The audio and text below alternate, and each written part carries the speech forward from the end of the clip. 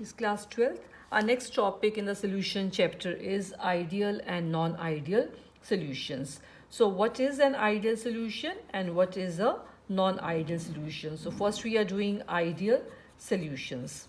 Which solutions are called ideal solutions? First point is a solution which will obey the Royle's law.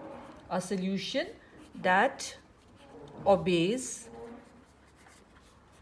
Royle's law under all conditions of temperature and pressure.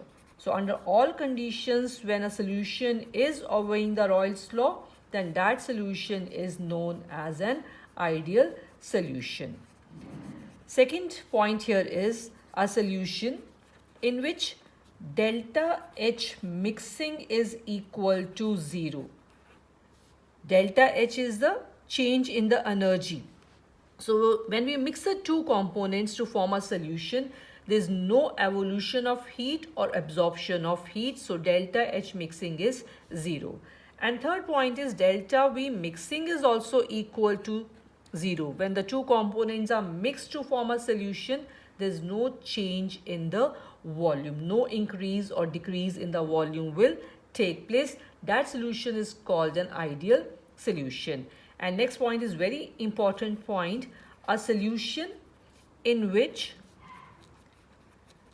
the magnitude of AB interactions, when the two components A and B, we are mixing the interactions between these two components A and B, they are equal to interactions between AA component and BB components. So that value will remain the same. Interactions will not increase or they will not decrease. They will remain as it is. So these kind of solutions are known as ideal solutions. But one thing to note, practically no solution is ideal. We will not get any solution, like we don't get ideal gases. Similarly, practically no solution is ideal. But nearly ideal we can have the solutions when we will have low pressure and high temperature. Under these conditions, we can have nearly ideal solutions. Otherwise, practically no solution is ideal. Or we can say solutions with low concentrations almost behave like ideal solutions.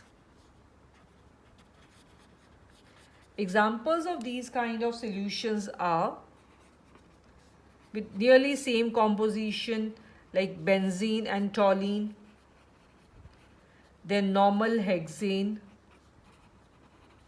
and normal heptane mixture, or like chlorobenzene and bromobenzene.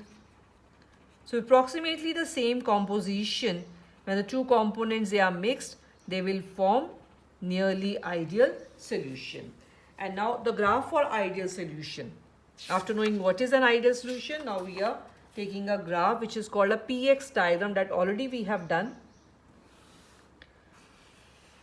So one side we are taking the mole fraction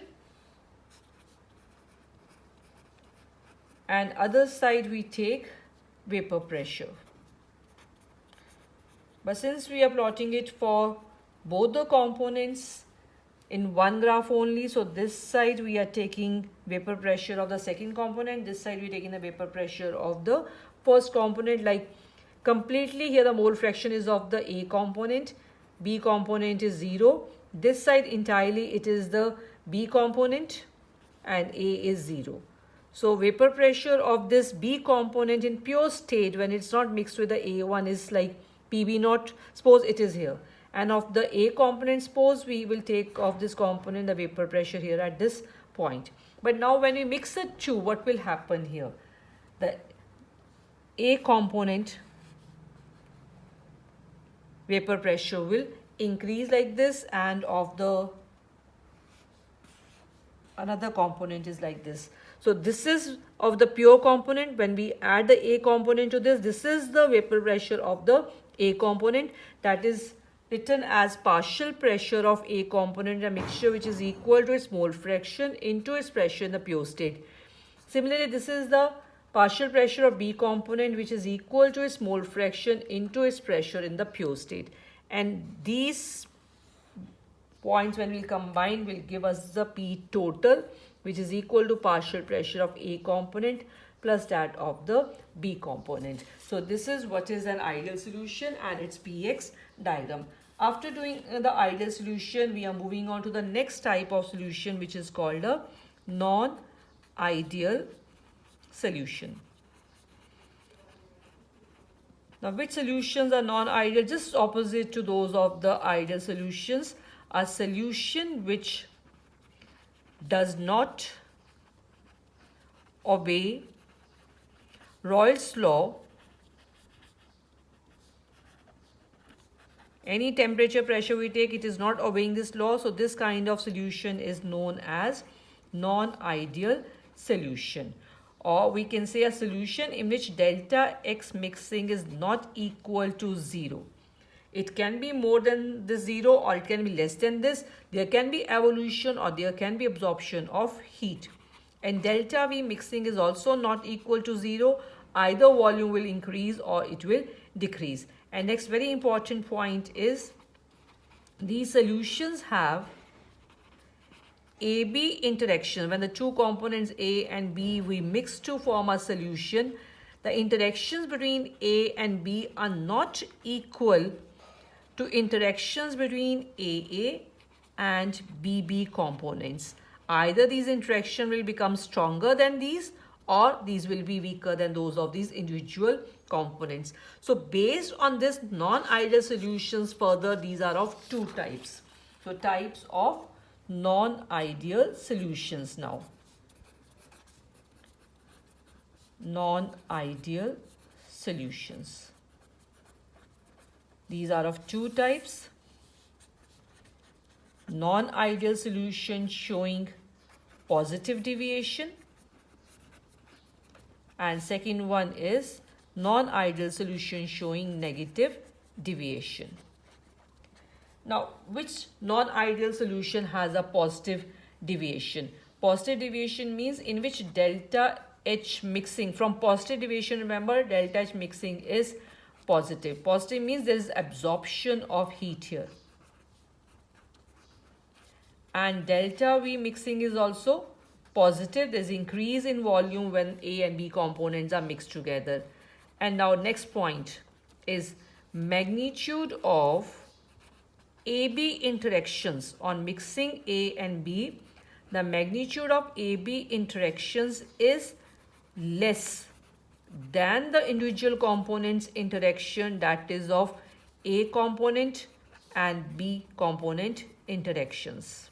So A component interaction, B component interactions are stronger as compared to interactions between A and B component. Now how this will happen? For example, we have a mixture of ethanol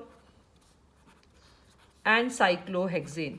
Normally in non-ideal solution showing positive deviation, one of the component in examples, in most of examples, is alcohol. So when we mix the two components, ethanol and cyclohexanol, what will happen? Ethanol molecules, there is a hydrogen bonding. Alcohol, we know it has a hydrogen bonding. So there is a hydrogen bonding in ethanol molecules.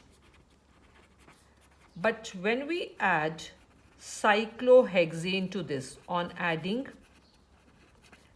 cyclohexane to it, it will start breaking the hydrogen bonding between the ethanol molecules. It will break these hydrogen bonds which were there between the ethanol molecules. So what will happen now as a result of this? So vapor pressure will increase because molecules will start separating out. If the vapor pressure will increase, and now the solution will boil at low temperature than expected value. Why the liquid will start boiling at a low temperature? Because boiling point is a temperature at which vapor pressure becomes equal to atmospheric pressure.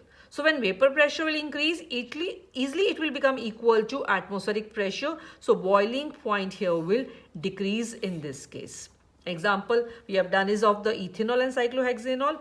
More examples are like ethanol and water, methanol and water.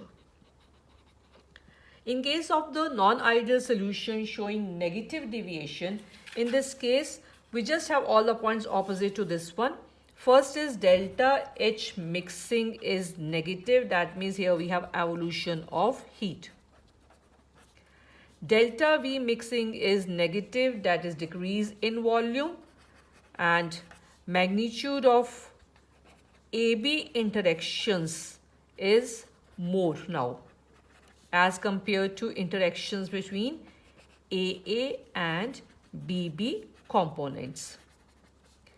Example of non-ideal solution showing negative deviation is chloroform and acetone.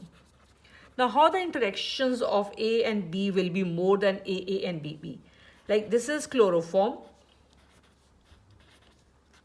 and this is acetone I'm taking. So when we add the two components, what will happen? This is oxygen and this is hydrogen. The hydrogen bonding will form between the two components. So interaction between A and B component will increase because of formation of this hydrogen bond between the two. So on adding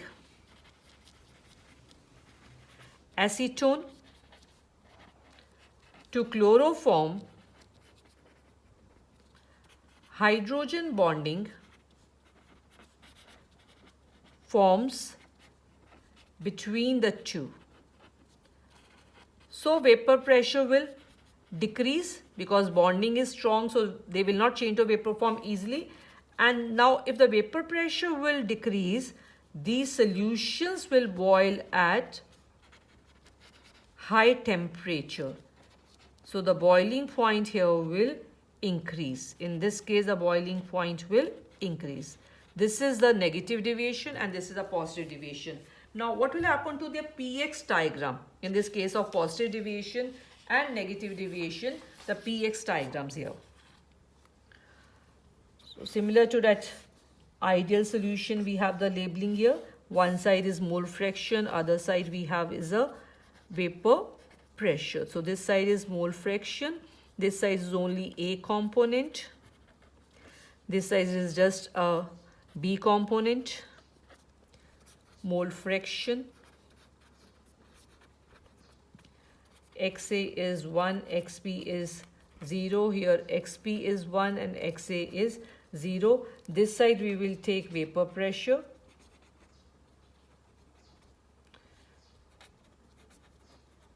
Vapor pressure. And now this point we take, let's say, the pressure of the pure component A, and this is of the B1. A component and this is of the B component. When we have ideal solution, we get this kind of the px diagram.